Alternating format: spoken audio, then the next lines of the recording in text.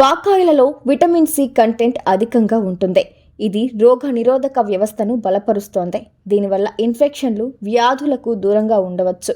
ముఖ్యంగా వర్షాకాలంలో ఎక్కువగా ఉండే ఇన్ఫెక్షన్ల నుండి దూరంగా ఉండాలంటే వాక్కాయలను తప్పనిసరిగా తినాలి. రక్తంలో చక్కెర స్థాయిలను నియంత్రించడంలో వాక్కాయలు మెరుగ్గా పనిచేస్తాయి.